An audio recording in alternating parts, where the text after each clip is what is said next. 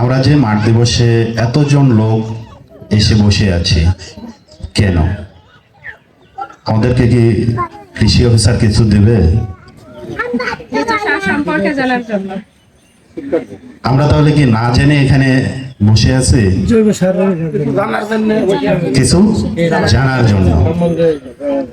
কৃষি অফিসার আপনাদের মাঠ দিবসের ব্যবস্থা করেছেন। বিষয়টা হচ্ছে যে আপনাদেরকে কিছু তথ্য এখানে দেওয়ার জন্য। একটা হচ্ছে সোনার ডিম পাড়া হাঁস আপনাকে দেওয়া, আর সোনার ডিম পাড়া হাঁস পালন করা শেখানো।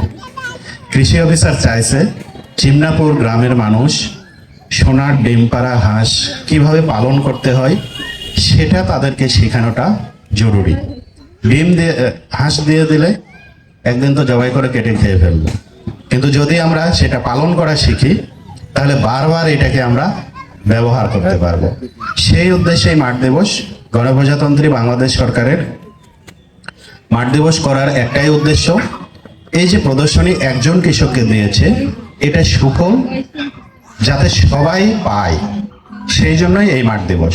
অর্থাৎ এখানে বিস্তারিত আলোচনা হচ্ছে, এইটা আপনারা ধারণ করবেন, বাড়িতে গিয়ে এটা পরবর্তীতে আমল করবেন, তাহলে আপনারা পরবর্তীতে লাভ পাবেন।